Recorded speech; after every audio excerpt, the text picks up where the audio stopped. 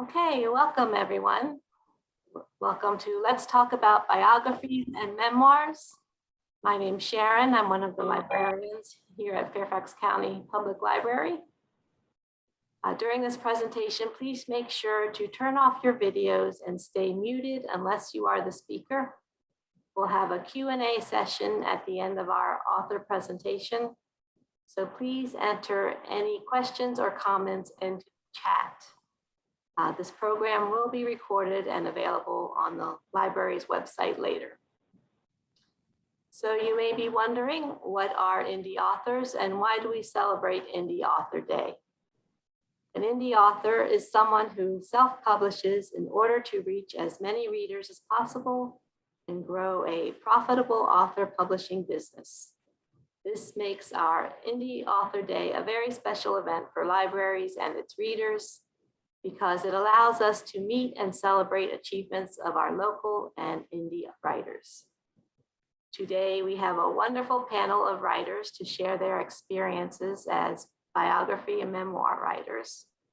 Our authors are Sophia Abdulrahman, Asma Samuel Moore-Sobel, Judith Mudd-Krijgelmans, Michelle Laire Rahal, and Sarah Snyder. So welcome and thank you all for being here. And let's start with our first question. Tell us about yourself. Well, yeah, thanks, Sharon. Welcome to everybody. Good to be with everybody. Some of you I've already paneled with, and others it's wonderful to meet. I have written a book that's based on my early life through my coming of age and an adult.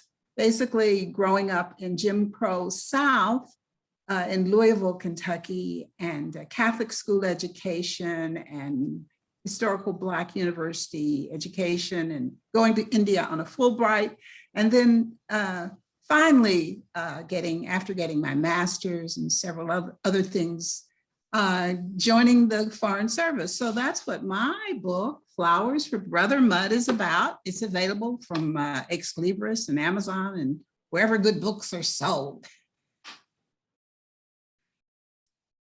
I think we're supposed to just introduce ourselves, so I'll go next. My name is Michelle Laire Rahal, and before I became a full-time writer, I worked for over 25 years in education as a teacher, a national consultant, director of testing for Arlington, manager of assessment for Fairfax County, and the director of family ministry at Vienna Presbyterian Church. But now I call myself an author. I blog, I write, and I coach other writers on how to improve and complete their writing journeys. I live in Oakton. I'm married to Greg, and together we are passionate about serving God and serving others. Joy to be here.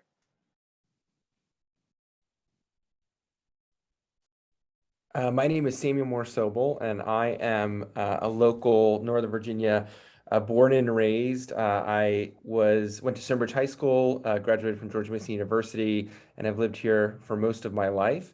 And I live with my wife, Megan, in Leesburg, and I work by day as a senior manager in the tech industry, but I've also written a book called Can You See My Scars? And have the opportunity to speak and share my story over the last year. It's been an amazing journey. It's about my journey as a burn survivor and an accident I was in when I was a teenager. So it's been an honor to share that story. I'm excited to share that story with you all today.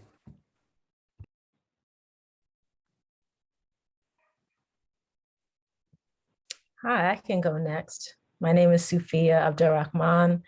I am a creative nonfiction writer. Before becoming a writer, I taught for several years in Annandale, Virginia, at a learning center, so K through 12 students. I now teach creative writing and journalism at Washington College in Chestertown, Maryland, on the Eastern Shore of Maryland. And I am originally from Long Island, New York.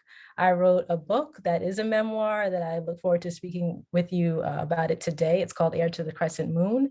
And yeah, I live in Annapolis, Maryland now with my husband and 2 children. And yeah, that's about me in a nutshell. I can go next. My name is Sarah Snyder. I've been writing professionally for about 35 years. Before becoming a professional writer, I was a field biologist living in Montana, working for the Forest Service. And currently I'm a communication specialist for an international company. And on the side, I write creatively. My passions are environmental conservation, outdoor recreation, and spending time with family and friends exploring. I also blog about self-care and going on retreats. And I hope to use my writing to inspire other people to be their best selves, whatever that means for them. Hi, my name is Asma. I'm originally from Algeria, which is located in North Africa. And I grew up in Algeria during the war, the occupation of France, and I experienced the real Algerian revolution at that time. And then later on, I experienced fundamentalism and civil war. Then I immigrated with my family, my husband and my 3 daughters, to the United States. And I started off teaching ESL. In Algeria, back then I was EFL, English as a foreign language. And also I immigrated to France. I was an EFL as well. Then I immigrated to the United States, finally became an ESL teacher for 20 years in New York. And then when I retired in 2017, I started publishing my English books and French books. Thank you. And next, tell us about your books and why you decided to write. Judith? Well, yeah, I had really my idea was to write about my career, which was as a career diplomat, which I thought, oh, I can knock that out in 2 months, you know, having written lots of reports and things. But I found it was a very different kind of writing. And basically, when I went back to my high school for a reunion, 50th anniversary reunion, I was caught up in the importance of writing about my early life, because we can all talk about our, you know, successes and accomplishments, but how do we get there? How do we keep on keeping on from the beginning, especially as the descendants of slaves, of enslaved people in a segregated society. And so that's what my story is about. And that's what I was motivated to write the early book, the book now, Flowers for Brother Mudd. I say that because I'm in the process of releasing my second book, which will be about my career. Michelle? Okay. So I wrote a memoir, but it's not my memoir. I wrote it for a Vietnamese refugee. Back in 2007, Minh Phuong spoke at my church, and I was shaken by what I had heard her share. She had witnessed the execution of her father and 2 younger siblings when she herself was just a child at the hands of the Viet Cong. She was abused by family members, abandoned by her mother, denied an education, and yet here she was sharing her testimony at my church about the goodness of God. And I was just blown away. Afterwards, I stood in line with a number of people, a long line, wanting to say something to her. And when I reached her, the words that came out of my mouth were, "I want to write your story." And I thought, I did not just say that, did I? But I took it as a sign that God was calling me to do that. And then 5 years later, as Minh was completing her degree in theology, she told me that during prayer, God had spoken to her and said that I was supposed to write her story. So we embarked on a 5-year journey to gather the details and bring her story to print in the book called Straining Forward. That's it. Sam? So I wrote my book. It was a long journey. I echo what the others just said. Thought it would be a lot simpler than it was, but you know, I knew pretty early on in after the accident had happened to me that I wanted to write about this story. But it took more than a decade before it was published. And part of that was this story kept going on. There was new chapters to write. There was additional surgeries I was undergoing. There was additional insights that I learned along the way that I wanted to share. And so it was a long journey. It begins with my accident when I was 15 years old, but it really branches off through my high school years and into my early 20s. I wrote the book, one, to make sense of what had happened to me. It was such a traumatic event, and I wanted to go back and look at it holistically and understand all the moving pieces and have a greater understanding of what had happened and what it all meant. And number two, I wanted to share my story with the world. For me, it has brought a sense of meaning to have this story out there and to hear others who've shared with me that I've helped, played a small part in helping them along their own journey as they faced adversity. And the story has had an appeal much larger than I thought it would, beyond just burn survivors. But one of the things I've learned is that we all have scars. They may not be as visible as mine were or are, but we all carry scars with us as we go through life. And I've had so many people who've contacted me, through this, reading my story, of telling me their scars, and I've got to hear so many stories. And so for me, it's added a whole new meaning to an accident that seemed so senseless at the time, but has, inevitably helped some people along the way, and that means the world to me. Sophia? Hi. So my book is called Heir to the Crescent Moon. Here it is. It started as an answer to a question. I grew up as the child of Black Muslim converts. My parents converted to Islam in Harlem in the early 1970s. It was the Black Power era. And so I grew up, and my siblings and I grew up kind of in the shadow of this great movement that happened in Harlem. And I felt connected to it, but disconnected to it at the same time. And so I always wanted to know more about it. And I felt like in asking questions about it to my parents, I didn't always get the answers that I was looking for. So I set out to write about second generation Black Muslims as a way of answering that question. So initially it was meant to be more of a journalistic and reportage piece with me asking people questions and getting different stories. It ended up being more of a memoir where I explored my own story and went into my parents' backgrounds a bit more and found some of the answers that I was looking for.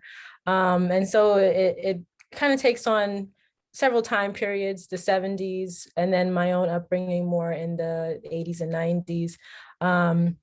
But also looking back as, someone who was coming of age around the time of 9/11 and having a lot of that more of a critical eye at Islam, and especially at being a Black Muslim. And so, just trying to reconcile what that means as a young adult.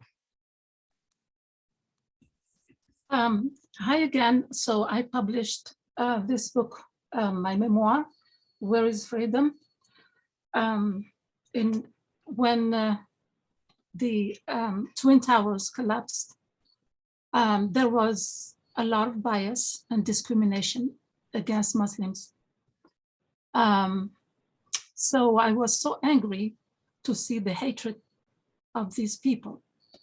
And at work, I faced also some kind of prejudice, and people started asking me questions and accusing Islam without knowing anything about it.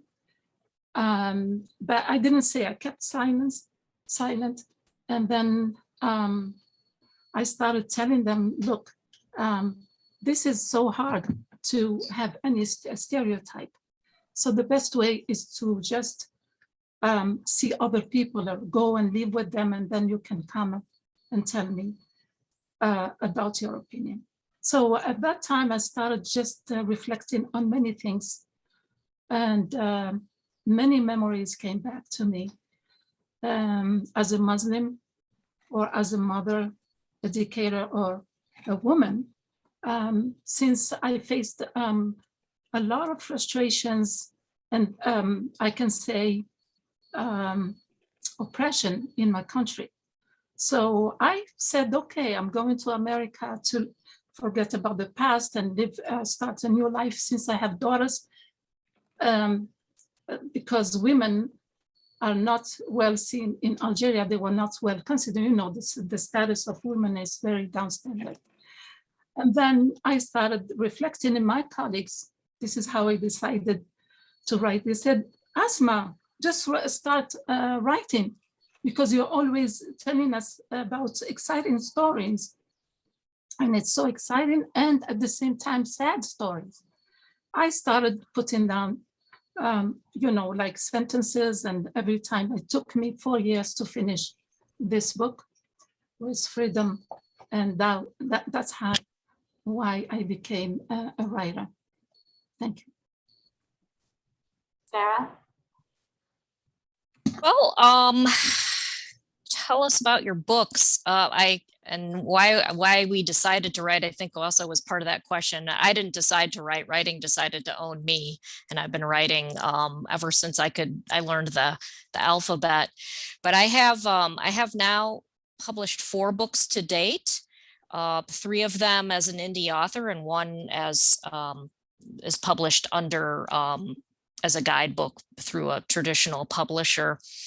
And the book that I'm going to talk primarily about today, there seems to be a theme going, because it also has a Muslim theme. I was actually raised as a Christian, but I had an experience living at a spiritual retreat with Sufis in Scotland, sort of quasi-Sufis in Scotland for 2 years. And so my book, Plant Trees, Carry Sheep, A Woman's Spiritual Journey Among the Sufis of Scotland, chronicles my experience and learning more about Islam through that experience, which also, and this was pre 9/11, and it helped me better, process the events of 9/11, so that I was out there saying, no, folks, these aren't Muslims that are bad people. You know, I was, and it really helped me. And so that was a good thing. And then I had a spin-off book to my memoir that's based on Rumi poetry. Rumi is a well-known and beloved Sufi saint from the 13th century. And that's called The Value of Your Soul. And it's stories that are kind of taken from my memoir and lessons that I learned living there about life and the annoying things that can happen to us in life, and using Rumi's poetry to kind of tease out the lessons. And then I said that I also write about retreating. So I wrote earlier this year, I wrote and published a book titled DIY Solo Retreats. And that describes how to create your own sort of retreat space and set an intention and getting the self-care that you deserve. Thanks.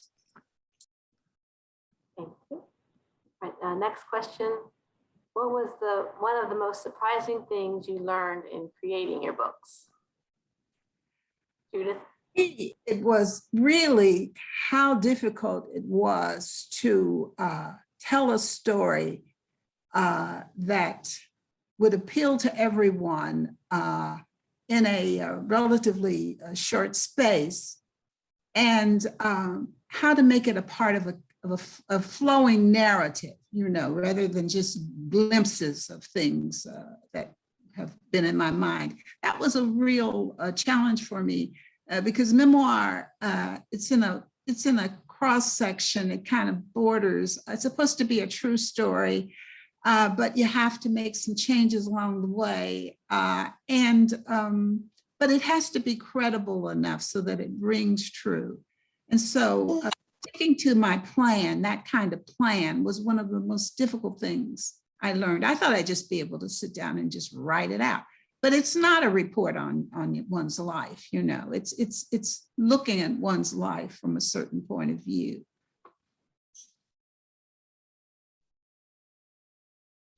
I think, well, the length of time it takes to write a book was incredibly surprising to me, and the whole business of it. But I'll mention something personal, which was that because the story begins in Vietnam, I learned so much about the Vietnam War and especially the effects, emotional, physical, spiritual damage war can play on a child and families. So I think that is what surprised me the most, was that I thought I was going to just sit down and write this book, but it ended up changing me, I think, a little bit, and making me a little bit more compassionate toward refugees and orphans and widows. And so I think that's what surprised me the most. Samuel?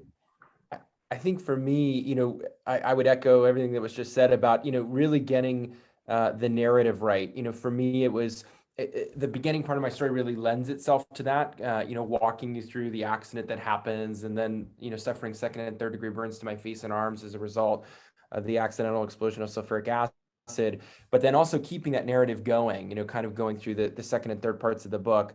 And so I had to really learn, you know, what to include and what not to include. And thankfully my wife, Megan, helped me greatly with that, you know, helping me pare down the manuscript. I think it was at 120,000 words.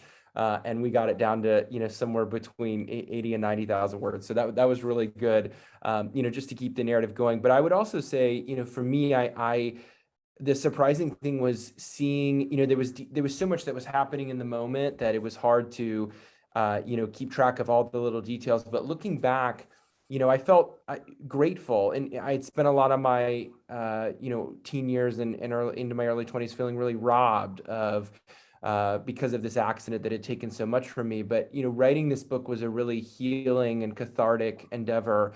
It was also the hardest thing I ever did too, which was another surprise of how hard it was and how much it brought back the experience for me and how much I relived it in writing it. But once it was done, the surprising thing for me was being able to feel, you know, kind of having reached that place of healing and have it out there in the world. That was kind of a surprise for me as well. So definitely a very surprising endeavor all throughout, very unpredictable. Writing a book is definitely, I think, that way for anyone who undertakes such an endeavor. For me, I think the most surprising thing is probably going to be very obvious to everyone else, but for me, it was how much a memoir is still the story of other people.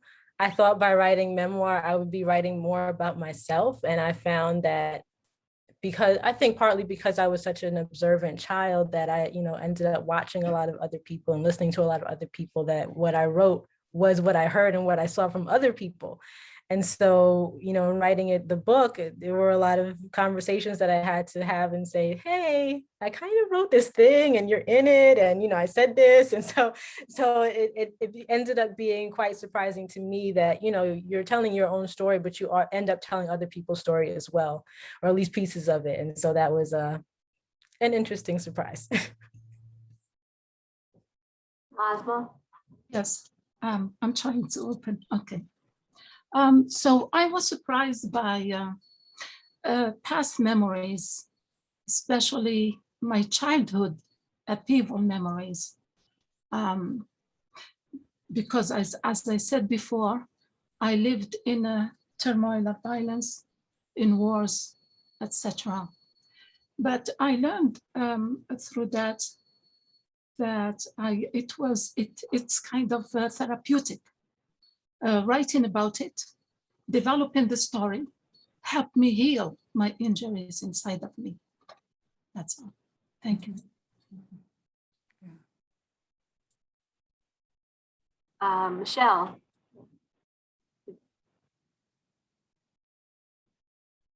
I shared. Oh, I'm sorry. But I think it's me. Sarah. Unless Michelle, if you have something else to add, go for it. I do not. All yours. Okay. So one of the most surprising things I learned in writing my memoir was that I didn't actually die of embarrassment after I published it. It was very difficult. It took me 18 years from the time I had the experience and started writing about it while I was having the experience to actually get it published. And I opened up to some pretty personal things. And I've found that people didn't judge me for that, at least not to my face. And even if they did judge me in private, it's none of my business. It's their business. I wrote from my heart, and that's all that matters. Like other people mentioned, I also found it cathartic, and I found it that a lot of things that I had forgotten as I was writing had come up again. And I thought, oh, wow, I really need to process that emotion because I'm still suffering from some things that brought about. So it's very, another thing that I wrote about, or that I learned that was surprising to me, was that it's hard to write about personal experiences without sounding self-absorbed. So you have to find creative ways to compose sentences that don't all start with the personal pronoun I. And it seemed impossible to me at first, but as I wrote, the sentences started to really come together in creative ways. And it turned out to be a lot easier than expected. And it also opened the story up. And I believe, as I think it was Sophia that said, that it's not just, memoirs aren't just about you. They really are very much about other people too. And so that came up for me too when I was writing without the personal pronoun I.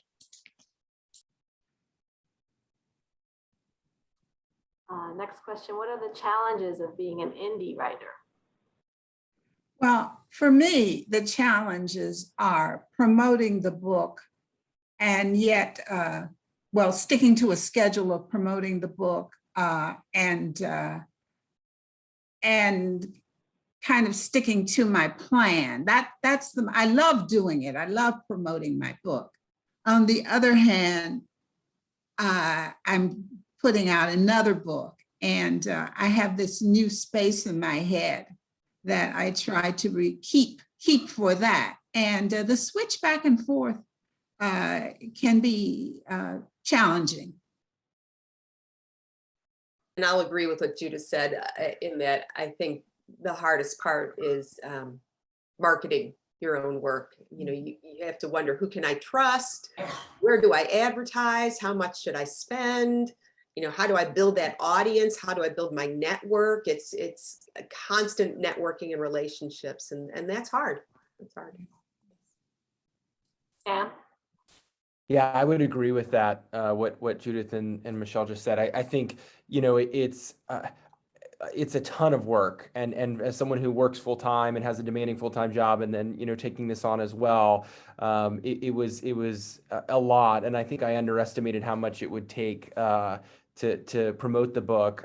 It does. It's a lot of reach out. It's a lot of networking. It's a lot of trying to figure out, you know, what would be the right audience for your story and things like that. And so it's definitely, it's almost like a full-time job just to market the book in addition to the full-time job I already have. So that would probably be the biggest challenge, is getting, you know, people to, you know about your book and being able to market it to others. Sophia? Well, I hate to sound like an echo, but echo. I for sure, it's the marketing and the promotion. I don't have a very big machine behind me to get the word out about my book, and I am a little bit antisocial, and so, you know, doing that is a challenge for me. I try social media, but, you know, I'd much rather be writing than being on social media and trying to drum up support. And I'm also not very tech savvy, so trying to figure out, how do I put pictures here and words at the same time it's just all a big learning experience. It's interesting getting to learn all of this, and it's definitely going to come in handy as I go forward. But yeah, I'd rather be writing. Asma? Yes, I agree with all my colleagues now, indie authors like me. It's really difficult to reach a large audience. And it's so difficult also to sell it or to advertise. And people are not really interested in the paper version. And I think with the media and all these kinds of social medias, people go, you know, easily to YouTube, Facebook, and other technology stuff, not to waste time, or they have their Kindle, and they can just like flip the pages, and it's easy for them to have the paper version. That's it. Thanks. Yeah. Sarah. Well, the votes are in. It's marketing, hands down. You can't just publish a book and hope that it takes off and that people find it and buy it, because it doesn't work that way. And even if, so one of my books is published by a traditional publisher, I even have to do work to get the word out for that. And it's hard. I use Amazon ads. So for anybody on this call who's interested in writing a book and promoting it to earn money, I use Amazon ads, and that's really helped. And I've been featured on people's blogs and in podcasts and newspapers and magazines, but to a very limited extent. And you just have to do the legwork to get all these groups to find you, because they're not going to know you exist unless you go out and find them and then say, hey, I just wrote this great book. I think, your audience would be interested in it. And then you just have to keep doing it. And I would say the other challenge of being an indie writer is being able to pay for a good editor and a good proofreader and a good book designer. Mhm. I am fortunate to have at least two of these three things, a good proofreader and a good book designer. I have yet to find a good consistent editor who will really drive me to improve. These professional services cost money, but the good ones are worth their weight in gold. And you really aren't going to make it very far in the self-publishing world without having your work professionally edited and designed. I don't know if others feel the same way, but I found that that really helps. And also having a good writers group or a friend with a keen eye may be what you need to help with the content itself. But it's tough. And I appreciate your advice and your remarks. I'd agree with all that and what the others have said and underlined. And also I would add, you have to be aware of those who are trying to commoditize or weaponize your book. They want to tell you what's best for you and do it. And of course, they just want to charge you between $8,000 and $2,000 or more in it. You really have to, you can learn things from them, but you have to learn how to spar with them. I learned a lot of what I learned from just tuning in and then, saying, no, thank you. Next question. Does writing energize or exhaust you? And what time of day do you write? Judith? Oh, wow, that's easy. Writing energizes me. And I usually write in the evening, and I'm not an evening person, but it's when I can have the most quiet and, all the things, emails and appointments and everything out of the way. And I always seem to get more energy at night. And also, I'm back in that zone of the story. And that really feeds me. And then I have to discipline myself not to stay up too late writing it. And I love it. I just love doing that. Michelle? I am a morning writer. I'm an early bird, so I do mine then. And it depends on what I'm writing, whether it exhausts or energizes me. When I was writing Straining Forward, it exhausted me. It was a difficult subject, and Minh and I cried a lot, and I could only attend to the story for a couple hours a day. It just sucked the life out of me. And years after completing the book, I learned that I had probably experienced secondary trauma, which is indirect exposure to trauma through a firsthand account. So it's a journey I'm not sure I want to experience again. I would only do it if God called me to do it. But I write a monthly blog and a newsletter, and I'm writing a second book, and that all energizes me. Thank you. Sam? Yeah, that's a great question. I would echo some of that. It was the subject matter of Can You See My Scars was really hard for me to write because it was just such a personal story. And it caused me to relive a lot of the trauma that I had experienced. And I even, started having insomnia and trouble sleeping and kind of experiencing some of those same symptoms that I had years before, after the accident. So it was really, really challenging. And I was really happy to be done with that project and ready to publish when it was out. But I do really love to write, and I write a monthly column in the Blue Ridge Leader, and that is always energizing for me. I typically write in the evenings as well, and just, that's always a fun project to take on and fun to write about the different topics I take on there. So it is something that can be energizing. It really just depends on subject matter. Sophia? Hi. I am a morning writer. I think my mom is on the call, and she'll attest that I get up and I don't go anywhere. I just stay in the bed and then I write, primarily because it's the only time that it's quiet in my house. I have two of the most rambunctious boys you will ever meet. And so after they get up, it's all over. There's no more writing happening. So yeah, definitely write in the morning, and it does energize me.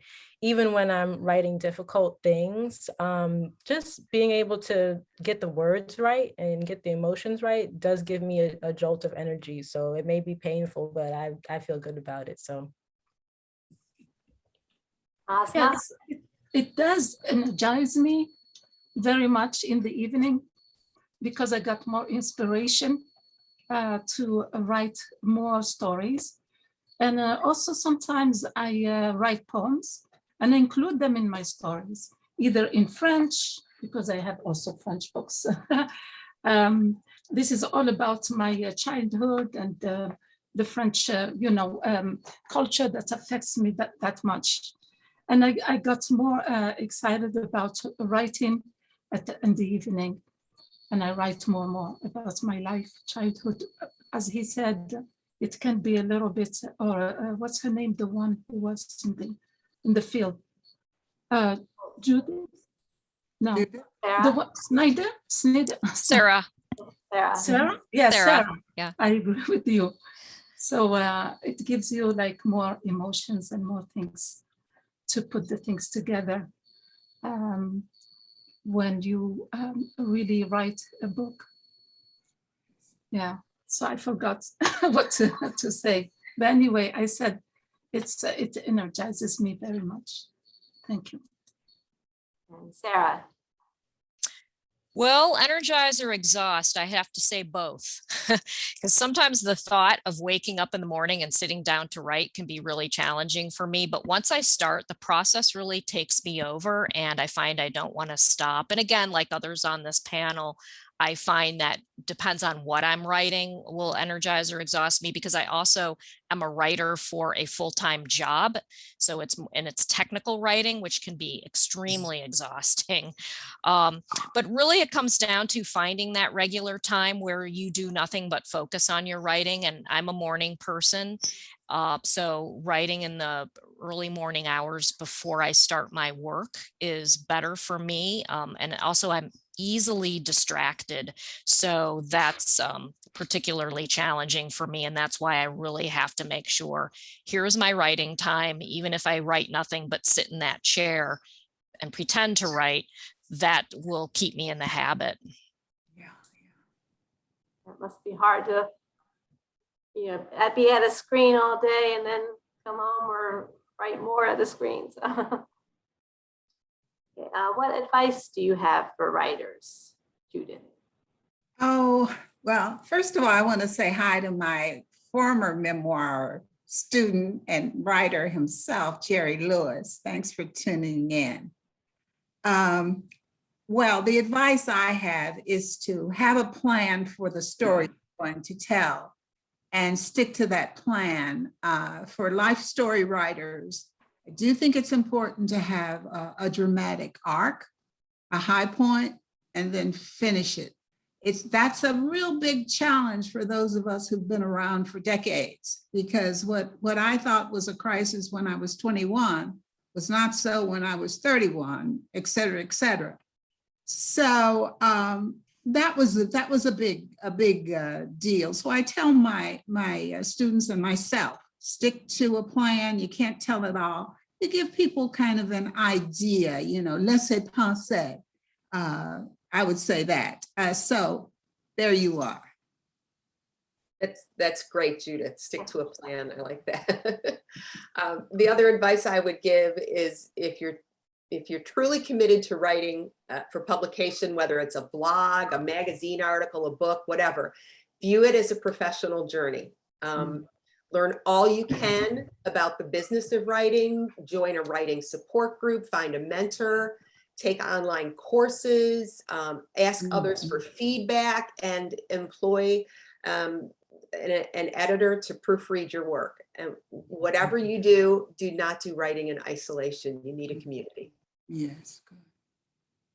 Yeah, that's great advice. That's beautiful. Yeah, totally agree with everything that was said. I would also add, really define your purpose, your why for doing this before you set out on the journey. I think it's really important to, especially with memoirs, to really think about what am I trying to impart to the audience? And obviously, everybody will, just because you set out to do that doesn't mean that people will necessarily have that takeaway. They might have a totally different takeaway, and that's okay. But I think it's really important to have that why, because it'll keep you going when you might get discouraged or where you face obstacles. So I think that's really important.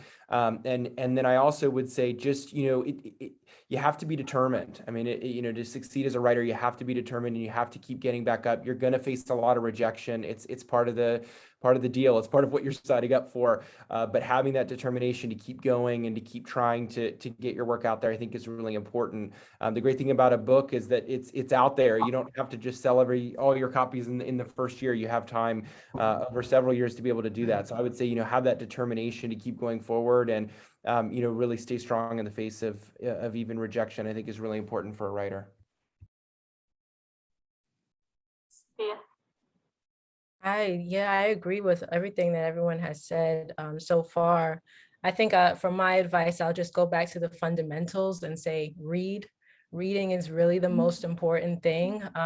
In addition to taking classes and getting with a community, just by yourself, finding books that you like, things that people have done before you that you can emulate, things that you can learn from, even if you choose not to emulate it.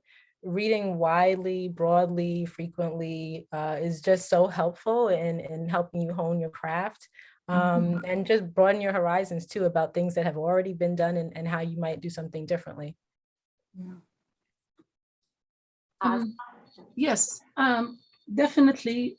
I advise the authors to just, according to my experience, to keep writing, and never, stop writing for a long period of time. Otherwise, you lose interest and passion and ideas. So the flow of ideas has to be put down whenever you have time. And not only to publish one book, you continue to publish other books. And I think, to my experience also, find the right editor of the proofreader. It happened to my book with my editor. She wanted to erase many things that she didn't understand.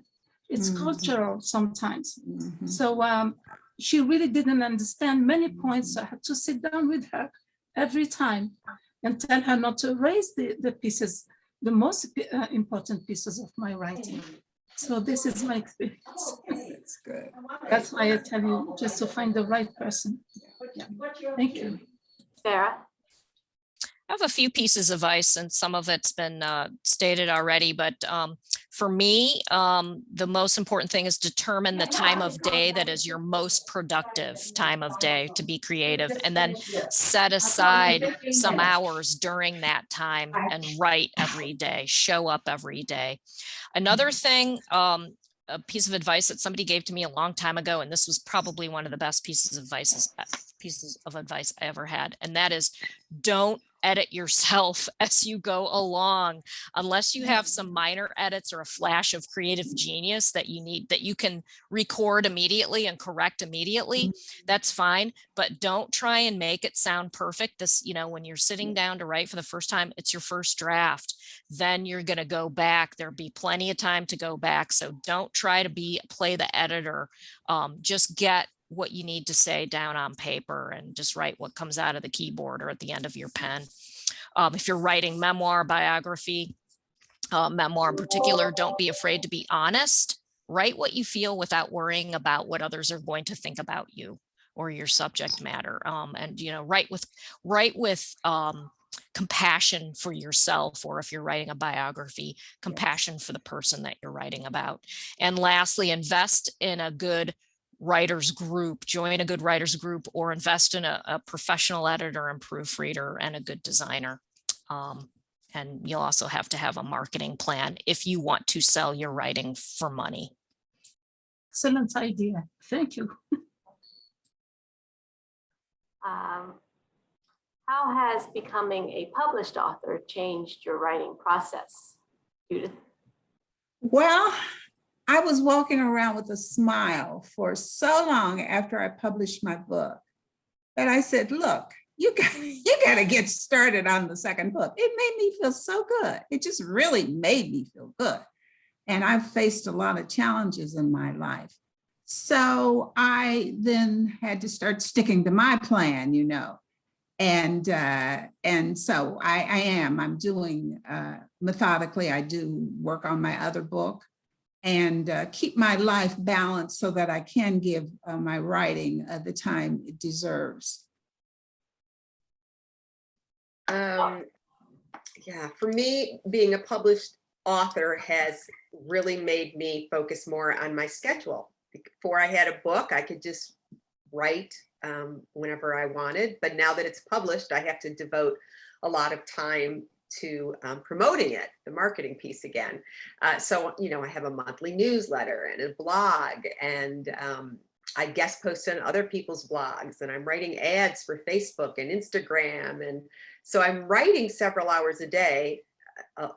That's mostly promotional writing, as well as trying to work on my second book. So I think that's the main writing process that's changed in my life. Yeah, I'd say for me, the biggest change has been just being able to be a little bit more concise in my writing. So learning through, you know, writing the book of really zeroing in on what's important. And so when I write my column now, it's a little bit easier, actually. I don't have to go back and edit as much. My editor doesn't have to cut as much off because I'm you know, within the word count limit, which is good. So I think the biggest thing I learned from writing this book was saying more with less. And so that was an important lesson, and I think something that's helped me in my writing going forward. Yeah. I don't think that it has yet. My book just comes out on Monday, so I'm not sure if it's going to change my writing process yet.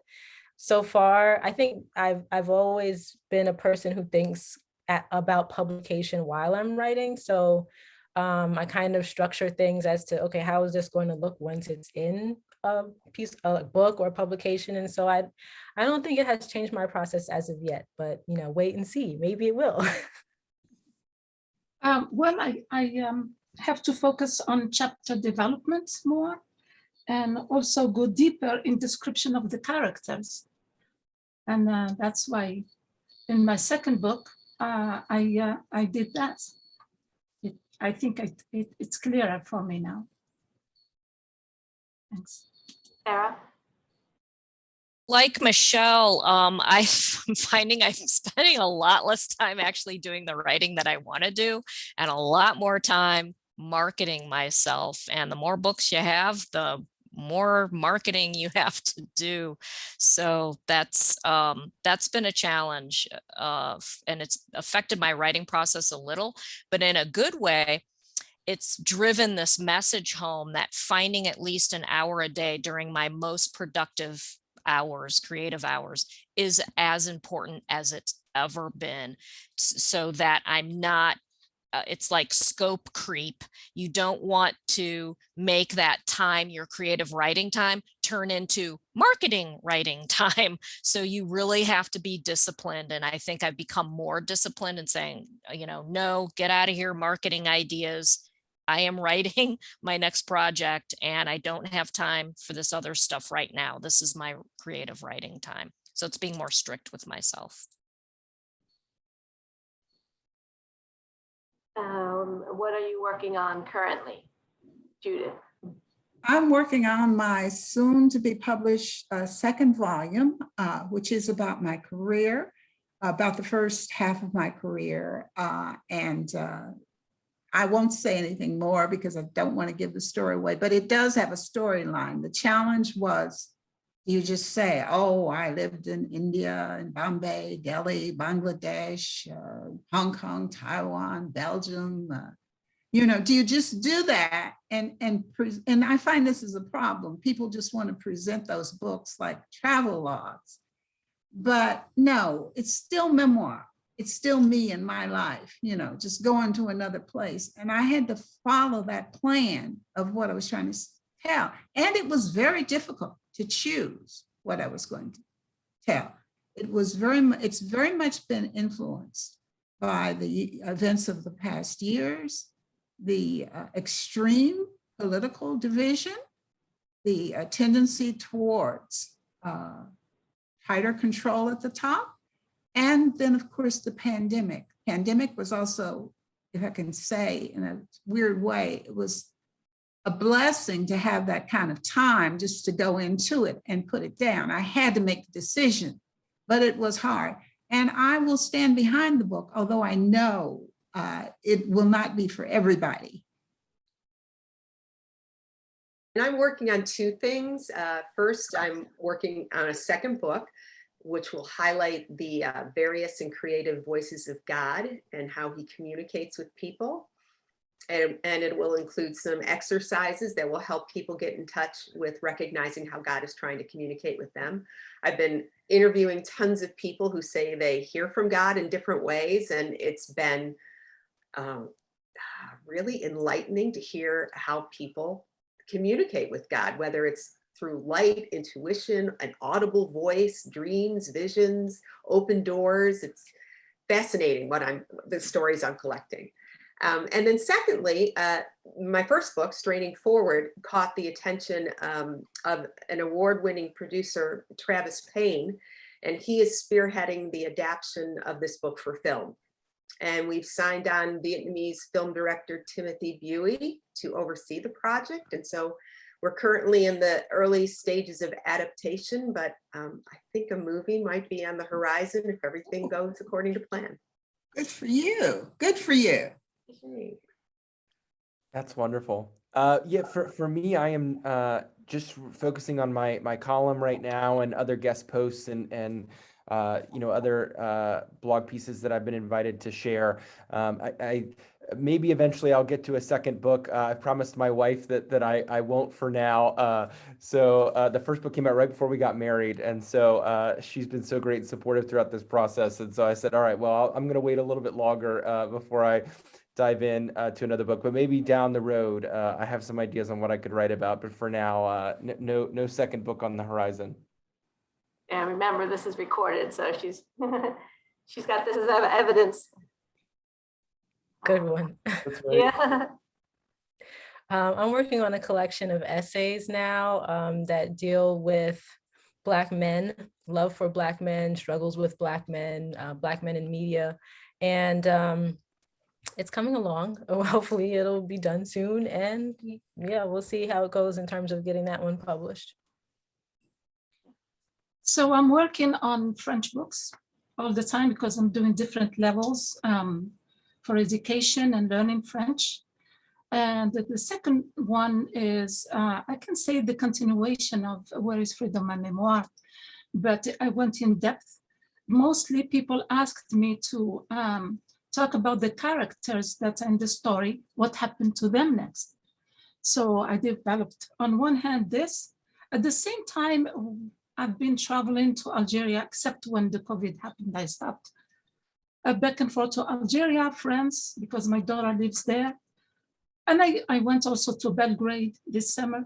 And I was just like looking at different populations, different countries, including the United States, how women are treated, especially, and how Algeria has changed in a very, very oppressive way.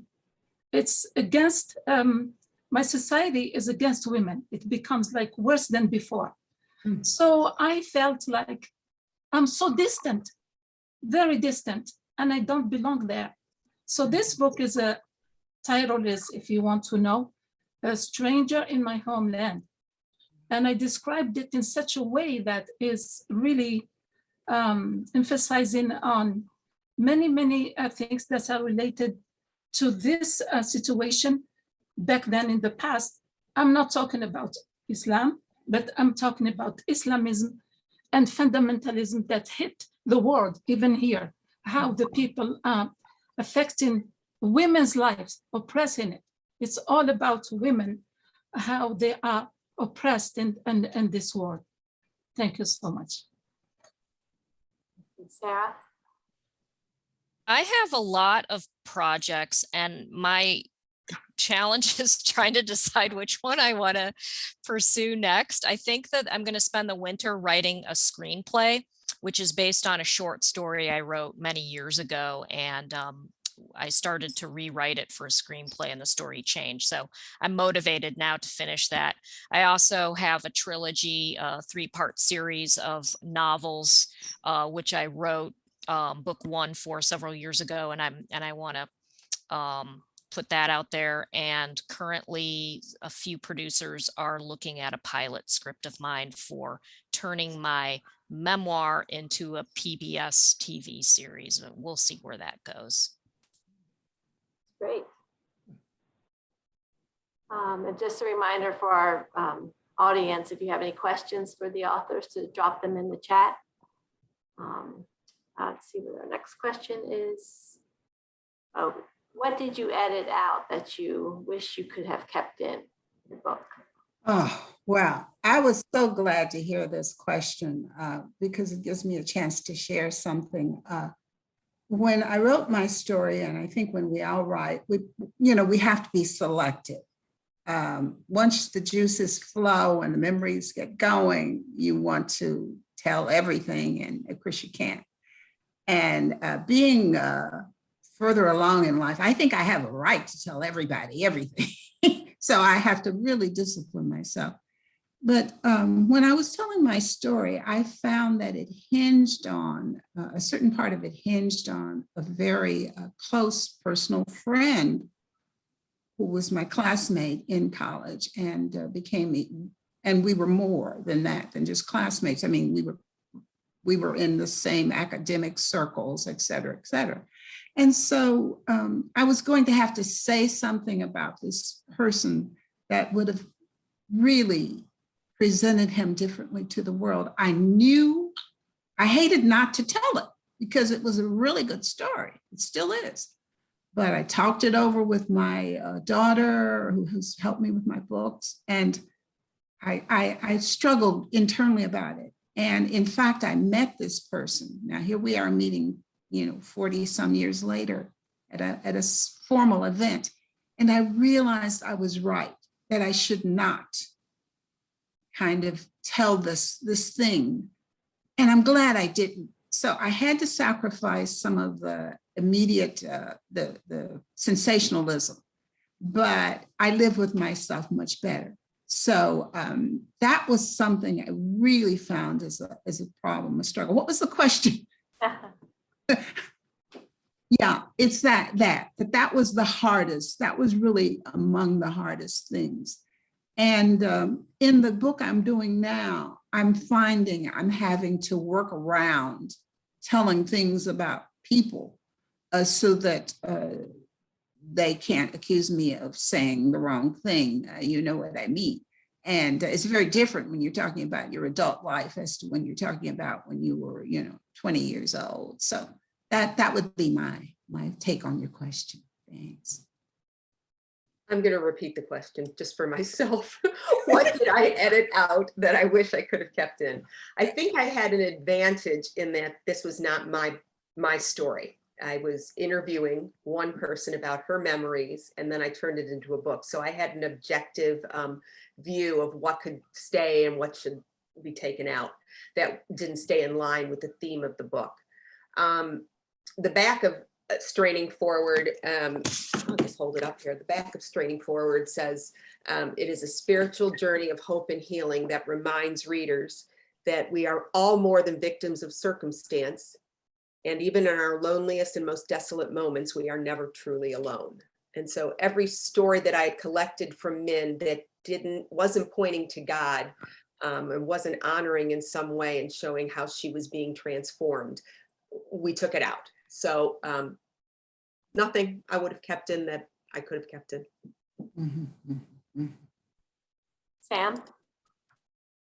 Yeah, that's a great question. I mean, there was so much I felt like I had to edit out that I wish I'd kept in, or could have kept in. I think there was a lot of stories. So there was a few of kind of doctor interactions that I thought were really good. But I had to kind of, there was so many of those in the book. I had to kind of, simplify and kind of have less of those.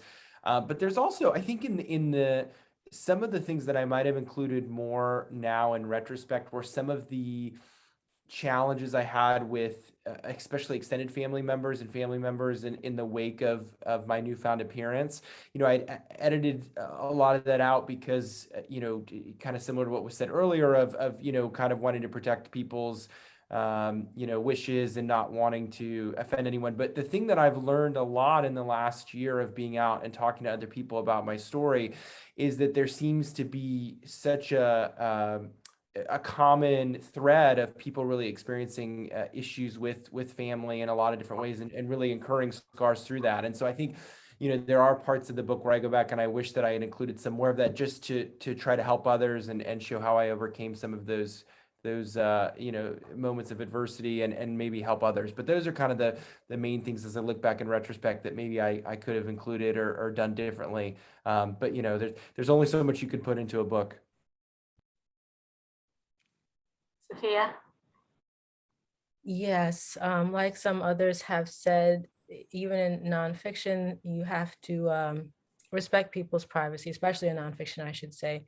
And so there were some privacy concerns that led to me having to use different names than original names of characters in the story.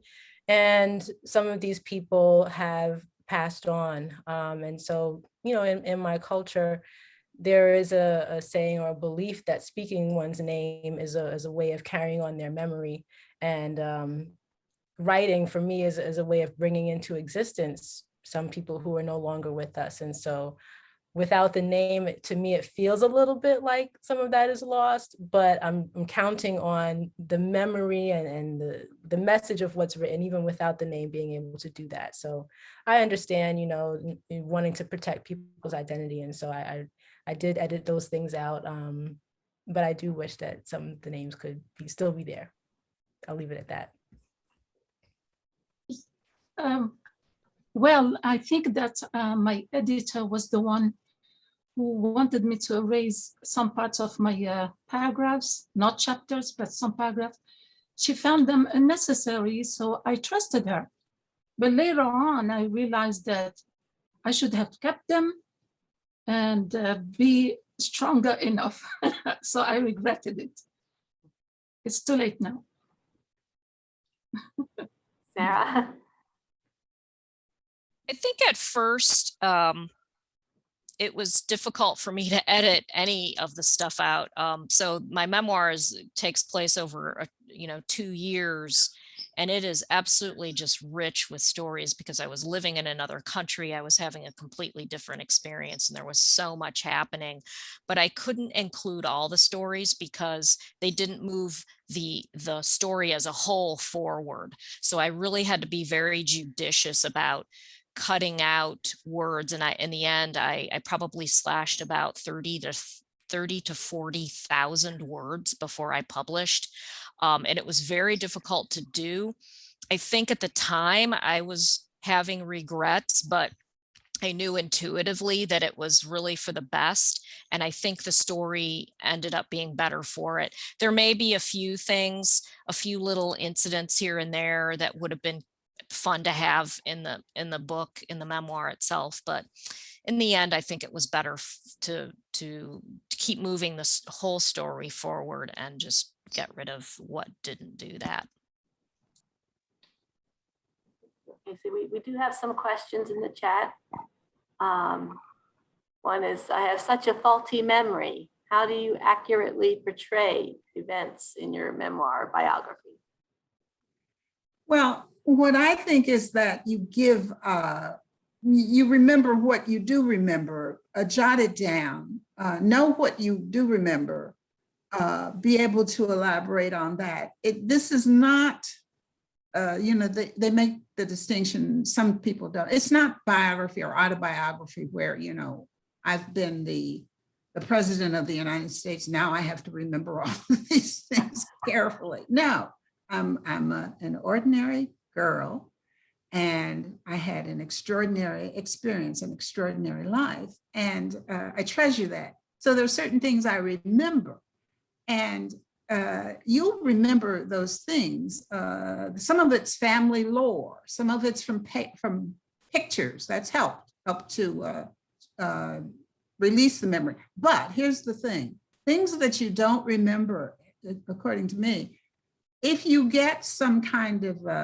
description on them or remembrance of them by others close to you, I think it's fair to use those details, not of the nature of the incident in itself, but of the outlying details. And of course, you can always find that in from different sources, from personal contacts and that kind of thing, on those minor things. But you would be surprised at what you do remember, how far that can go in helping to create a picture. Prior to my years in education, I worked as a journalist. So I have this background of how to ask probing questions.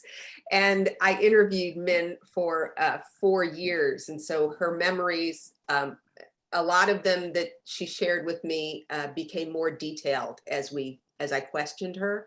And certain memories would spark other memories. So it was a 3-year process of collecting all these memories, and we'd go back and adapt them. So I too, Renee, have a faulty memory, but Minh, it was her memory, not mine. And it was just asking her those probing questions that got to the bottom of a lot of stories. Yeah, when it comes to memory, for me, I have always had a really strong memory. I was raised in a home where my mom really prided herself on having an excellent memory, and so we were always memorizing things. Grew up memorizing scripture and memorizing the order of the presidents, and could recite those, from frontwards and backwards. So my memory was always strong, and in some ways I was haunted by my good memory in the wake of the accident. And remembering the details. But I also did keep a detailed journal over the years, kind of detailing how I felt. But it is something that it was just, it's just there for me. I was able to kind of access those memories rather easily and write about the experience. So in that way, I'm grateful for having a good memory and being able to remember all those things, and also have the journal that I had to pull information from to be able to tell my story. I also have a faulty memory. And I think that plays into how I write, because I don't remember, long stretches of things, and I can only remember small moments. My book is very episodic. I can focus in on those small things that I do remember well. But I also have a background in journalism, and so I research a lot and do a lot of reporting to fill in those gaps of things that I don't remember. So yeah, I definitely depend on official sources, personal sources, to try to recreate events as accurately as I can. And I think by traveling, my memory came back, because whenever I go to a country, I try to remember or ask people. Interviewing is the one that helped me so much. When I interview people, I can analyze the situations, I write them down. Otherwise, I will be lost. I was fortunate that to all the material that came from my memoir, I was keeping a journal at the time, and I was also writing 10-page letters home to my family every month and capturing everything that was happening to me. So I have extensive journals from the time, extensive letters from the time, and I was able to recall a lot. And I think back on it now, and I'm going, there's no way I would remember even half of the stories that I told in my book now without having those. So, and I also relied on a couple of people to say, do you remember this incident?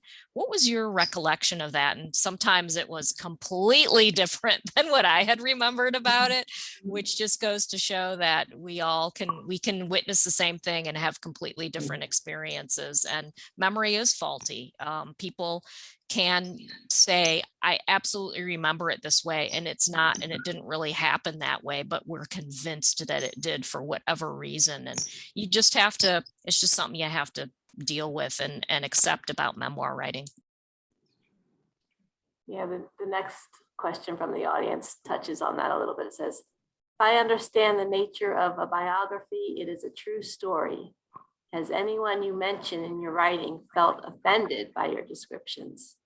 Did you have to be extra careful in mentioning names or describing people? Yes. I think we've covered this to an extent, but yes, I think, well, I know you have to, you're subject to libel. Actually, really, the question, if it's libel, it has to be untrue. But I don't want to spend my time going to court about, whether this was that way or something, because for the reader, if you mention that person's name I don't mention names, I change names, but you want to stay to the bone of your story, the structure.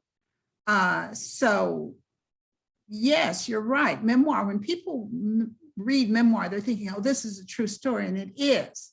But it's true to an extent within taste, within limits of ruining people's reputations. As far as I'm concerned, I don't need to out people. I don't need to settle scores, because my life has not been about that, and I'm not going to make my record about that, So I've resolved that.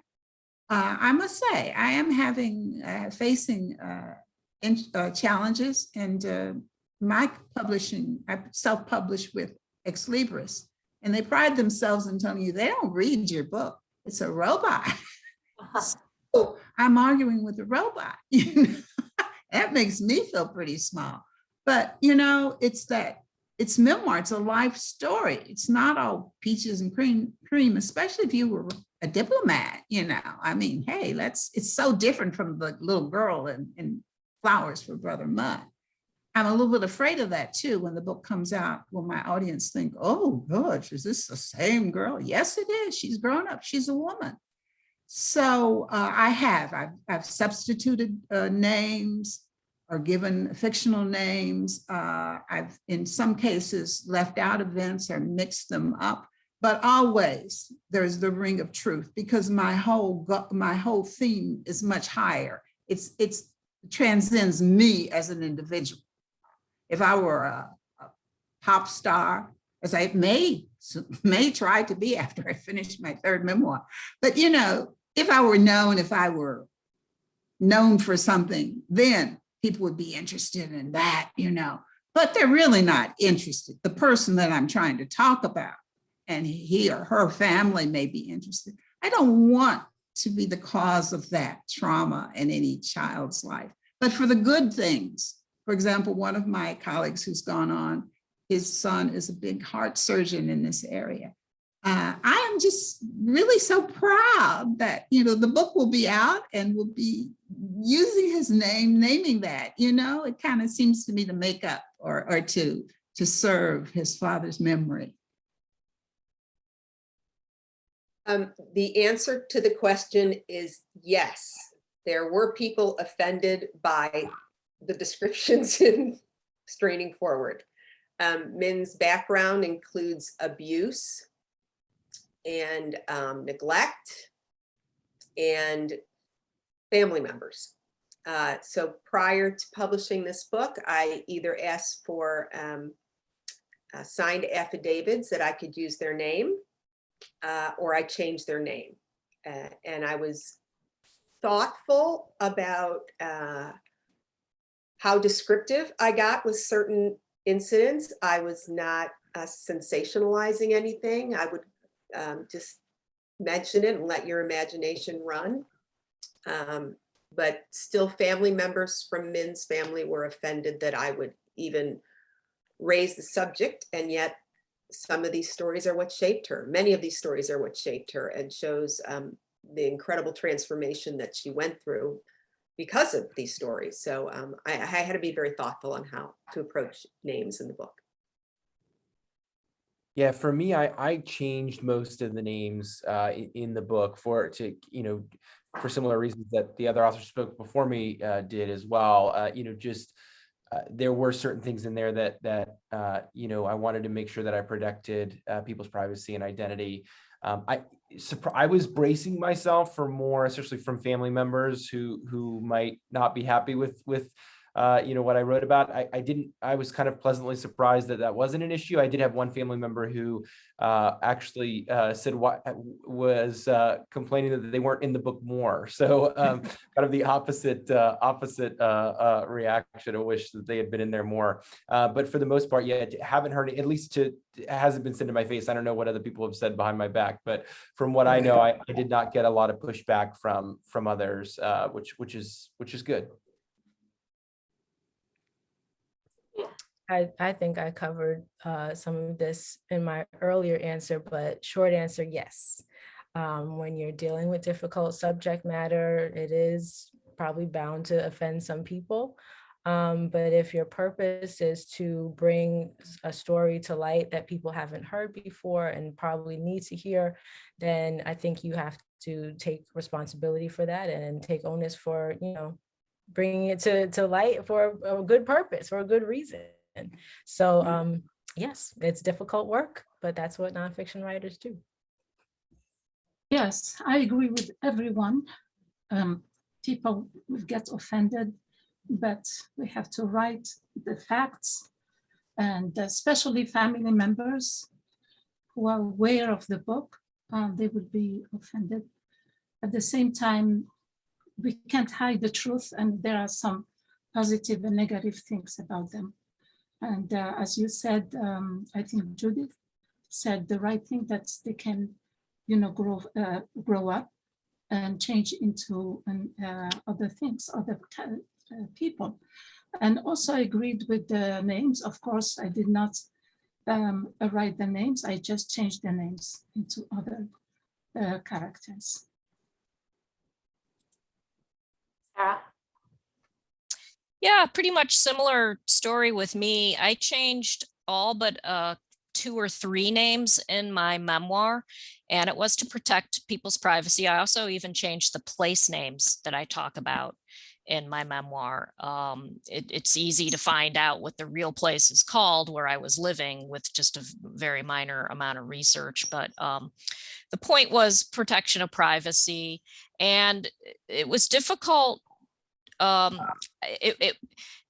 I was very conscious of not wanting to offend people, because the people I write about are still very close to me and in a very close community, and I did not want to offend them. So I had to be careful about how I wrote about them, and changing their names I thought wasn't just enough. I also had to really dig deep in some instances and say, now, how can I be compassionate about this person? Because some of the things that are in my story are like, look, this is what this person said and did. And it's an important part of the story. So I want to keep it in because it helped move my development forward. And that was the point of the story. So how can I write about it so that it doesn't come across as me trying to settle a score, as Judith called it. And that was really difficult. But if anybody was offended, I haven't heard about it, apart from my husband, who features largely in the book, and his name I did change, and who I have to live with. But he was like, that's not what happened. I never said that. And I was like, yes, you did. And we kind of joke about it, so it wasn't too bad. But he did get to read it before it was published, and I did ask him specifically, if there is anything in here that you don't really are opposed to me writing, let me know, because I won't do it. I won't do that to you. Mhm. So that helped. And so our last question from the audience is, had you ever thought of using fictional names to tell your stories rather than memoir? And what was your thought process in deciding not to do a fiction based on a true story? Yeah, this is a whole issue of fictional memoir or reality-based memoirs, to use broad categories. Or if you're going to do a fictional memoir, why not go on and just do fiction book? I know if I wrote my story, the one that's coming out soon, if I wrote it in fiction, then I could really tell a lot, tell a lot more. But as again, I'm trying to encourage people to think about a foreign service career or a career in the international arena so they can know the world better, so that they can appreciate a country like Algeria and like Asma's experience, or Vietnam, because as Michelle tells us, because using Minh's experience, because people are they're so just used to the United States, and we have to learn how to make peace in the world. So in that sense, there has to be the truth, little old me telling the story. And I have to feel that that's good enough, that I will connect with people, because they'll think, yeah, I'm kind of like you, and I could go for that. And so that's why I choose memoir. I do change names to protect the innocent, so to speak, or not to expose the guilty, because as I've already said, I'm not into that, except where I had to be. And that was difficult. I had to tell some stories, and that's where the robot and I had our little skirmish. And one of those two people left this world a year ago. Now, I cannot say I'm glad about that, but it does make my job easier. The other person also, I did some changing around. I had changed the name, but I argued it. But it's hard, but there could be so many more. But I don't want to come off as a griper, because my theme in this is how difficult it was to keep going on as a minority in the Foreign Service, but that I did. And my story is not one of, oh, I had a poor time. I had a great time, and I found myself, and I got to know the world better. So yes, change the names as much as you can, because it's about me. Quick answer, never even thought about writing Minh's story as a fiction, because there's a greater impact in the truth of this story. Yeah, I totally agree with that. I think for, the truth, the only way to connect with the reader is to write authentically. And I think for me, I wanted to share my authentic story. And, I'd had a lot of people try to tell my story for me in the wake of the accident. And I wanted to tell what happened to me, using my voice and my feelings and share that with the world. And I think for me, that was really important, which is why I decided not to fictionalize it. Also, the story itself is so just unique and as they say, truth is stranger than fiction. And so I felt like, going through this story, it was, especially even in the ending, I mean, there's just, you couldn't have predicted that or made that up. And so for me, it was something that I couldn't change the details of it. It was incredible enough on its own. I didn't want to fictionalize it and change any of those details and take away from the power of the story itself. Sophia? I'm sorry. I'm going to have to cut this short, but no, I did not consider writing fiction. I didn't either. I agree with all of them. I got the same idea. But sometimes when I read French books, especially a writer whose name is Kamardel, who wrote about his memoir, but he created it as a fiction. He put himself as a character since his childhood, how he grew up in that environment, by creating totally different story. But I tried to think about it, but I was not able, because my book includes also politics, historical events, dates. So it's impossible. Sarah? Yeah, pretty much the same. The truth has a greater impact. It was never a question of fiction or memoir. It was memoir, hands down. And then the last question, and while everyone's answering this, I invite the authors to put any links in the chat to your websites or blogs. The last question is, how can people buy your books? Well, first, I want to thank you, Sharon, really, and the library system, Herndon Library and the Reston Regional Library. And it's just really been so good for me and for my book to have you all give me a chance to be featured. And I didn't want to neglect that. It's great working with you all, and I just love it. So thank you. I think for me, the question of getting in touch with my book, buying it, is you just can go to the publishing house Ex Libris, or you can go to Amazon. It's also in an ebook at Barnes & Noble. Even the local bookstore, Sprawls, has had it or keeps a few copies. So just go and ask for that book and read Flowers for Brother Mudd. Thank you. Thanks. And Straining Forward is available on Amazon, Barnes & Noble, Books A Million, and it is available in the Fairfax County Public Library too. And I also want to thank you, Sharon, for this opportunity. This was a great panel discussion. Thank you for all you do. Straining Forward is also available as an audiobook, and that can be purchased wherever audiobooks are available. I will tell you that right now the audiobook is on sale for $3.95 on Authors Direct. I'll put this all in the chat box if anybody wants it. And you can sign up for my newsletter at www.keepstrainingforward.com. And I'm also going to put a link in there that if you send me an email, and I'll put my email address, and you put free ebook in the subject line, I will send you a link for a free ebook for 1 week. So I know this is going, I know you're videotaping this, and so for listeners until the 19th. And that's it. That's how you can get in touch with me. I'll put it in the chat box. Thank you. Well, as I said before, my book is Can You See My Scars?